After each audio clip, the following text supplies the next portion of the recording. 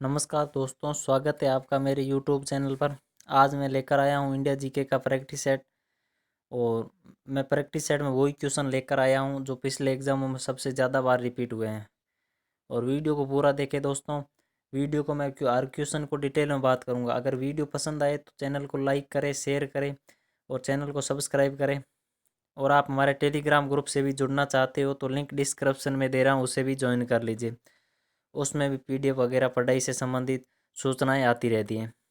शुरू करते हैं। हमारा प्रैक्टिस सेट का पहला क्वेश्चन है कि बुलंद दरवाज़ा कहाँ स्थित है। बुलंद बुलंद दरवाज़ा है जो कहाँ स्थित है, तो फतेहपुर सीकरी में स्थित है बुलंद दरवाज़ा। बुलंद दरवाज़ा है जो बुलंद दरवाजे का निर्माण अकबर ने गुजरात विजय के उपलक्ष्य में करवाया था।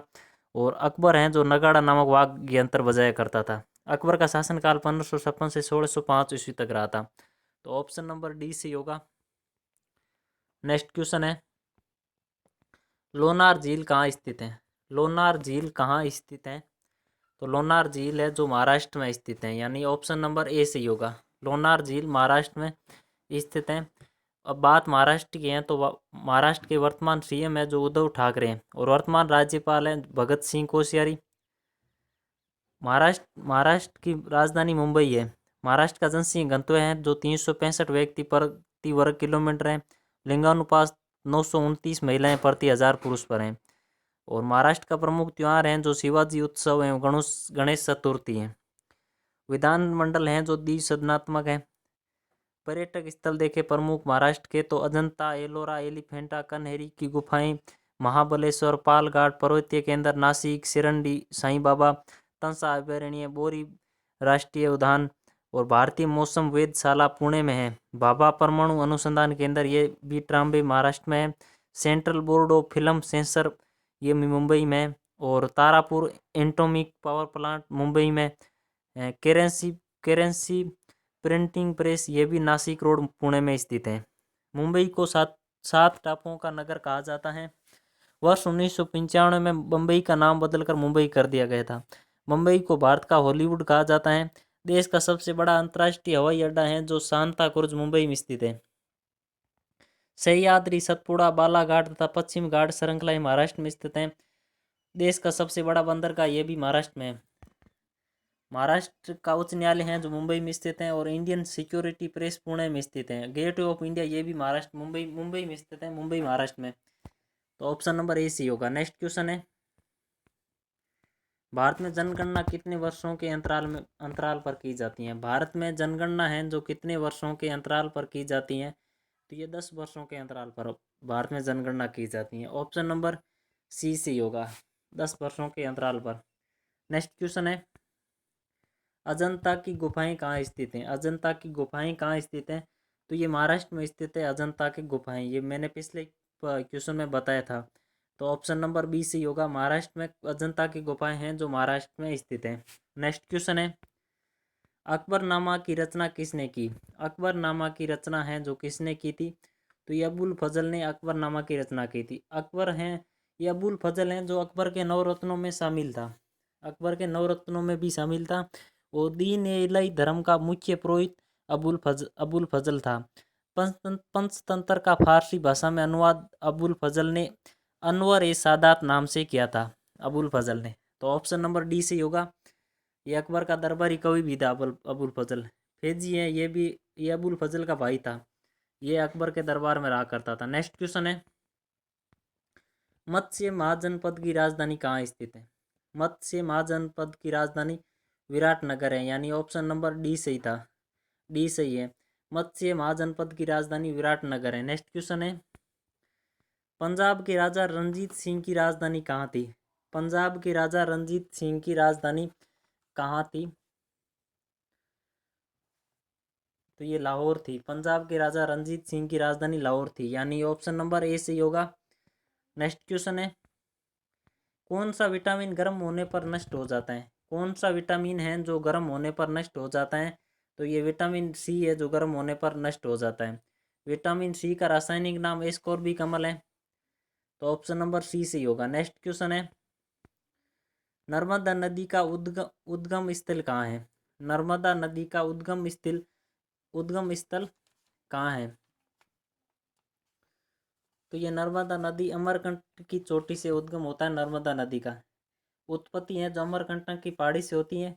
अमरकंटक विंध्याचल पर्वत श्रेणी का एक भाग है। अमरकंटक है जो विंध्याचल पर्वत श्रेणी का ही एक भाग है। यह नदी है जो विंध्याचल एवं सतपुड़ा पर्वत श्रेणियों के मध्य बहती है।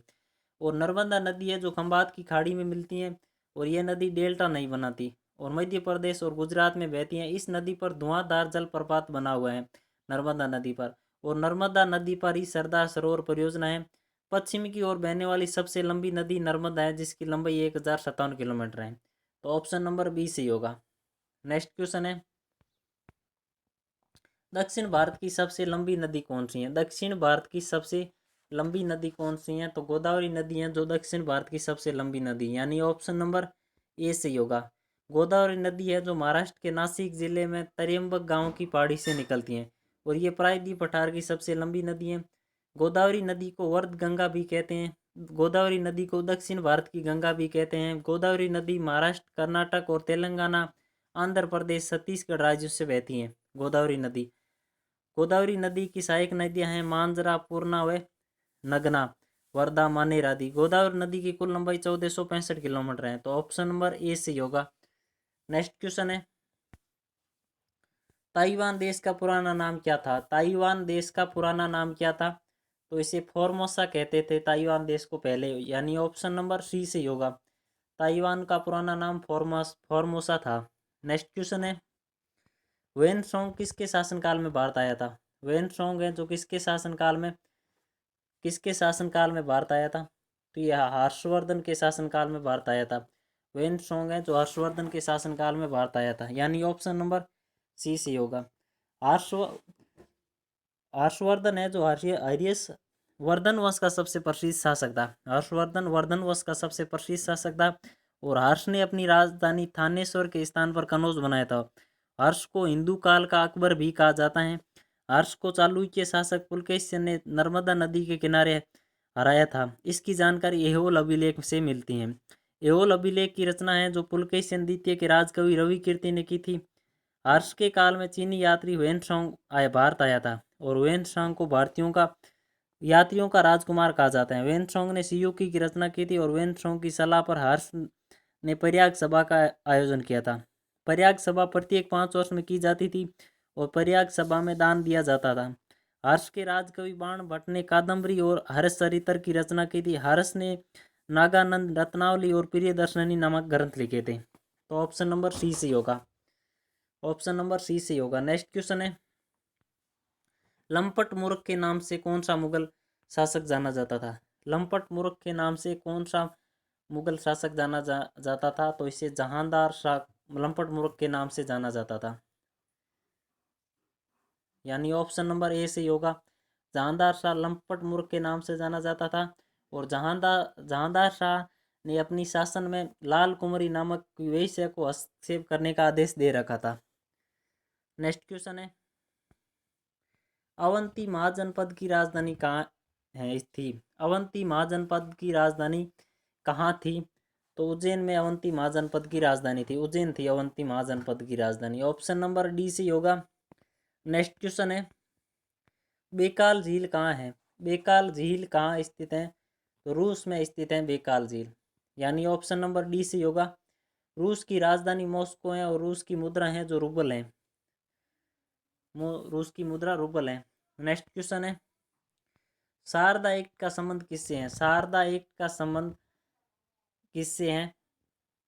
तो ये बाल विवाह से है। शारदा एक्ट का संबंध ये बाल विवाह प्रतिबंध अधिनियम 1929 कहते हैं इसे, और 28 सितंबर 1929 को imperial legislative council of India में पारित हुआ था।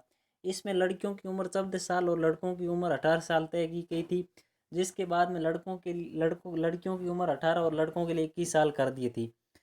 और इसके प्रायोजक हैं जो हरविलास सारडा के बाद इसका नाम शारदा अधिनियम के नाम से जाना जाता है। ऑप्शन नंबर ए सी होगा। नेक्स्ट क्वेश्चन है, पुराने तेल चित्रों के रंगों को फिर से उभारने के लिए किसका प्रयोग किया जाता है? पुराने तेल चित्रों के रंगों को फिर से उभारने के लिए किसका प्रयोग किया जाता है? तो ये हाइड्रोजन पेरोक्साइड का प्रयोग किया जाता है। ऑप्शन नंबर डी सी होगा। पुराने तेल चित्रों के रंगों को फिर से उभारने के लिए हाइड्रोजन पेरोक्साइड का प्रयोग किया जाता है। नेक्स्ट क्वेश्चन है, इकेबाना किस देश में पुष्य विन्यास का प्रचलित प्रकार है? इकेबाना किस देश में पुष्य विन्यास का प्रचलित प्रकार है? तो ये जापान का है। ऑप्शन नंबर बी सी होगा। इकेबाना है जो पुष्य विन्यास का प्रचलित प्रकार जापान का है। ऑप्शन नंबर बी से होगा। जापान की राजधानी टोक्यो है और जापान की मुद्रा है जो येन है। नेक्स्ट क्वेश्चन है, दाब बढ़ने से दरों के क्वथनांक पर क्या प्रभाव पड़ता है?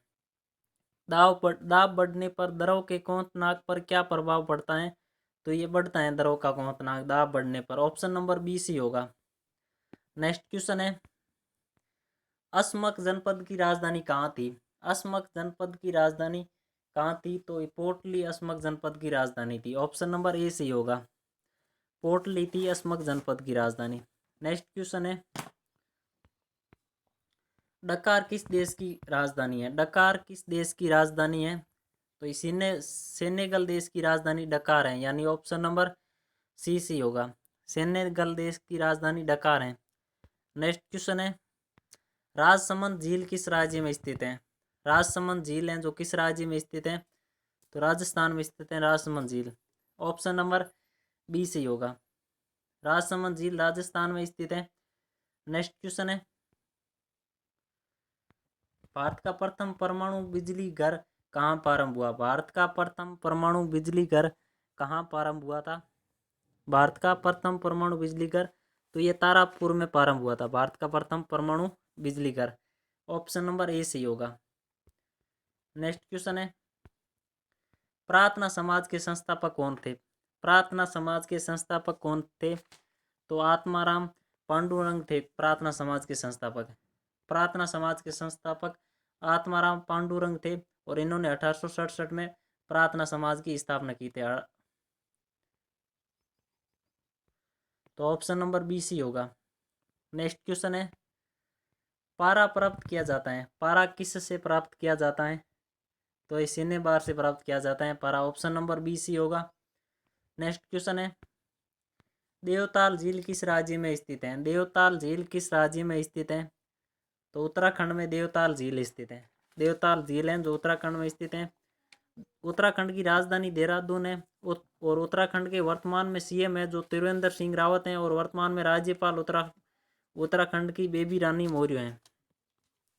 उत्तराखंड है जो 9 नवंबर 2000 को बना था और उत्तराखंड का जनसंख्या घनत्व है जो 189 व्यक्ति प्रति वर्ग किलोमीटर है। लिंगानुपात है 963 महिलाएं प्रति 1000 पुरुषों पर। उत्तराखंड की साक्षरता है 78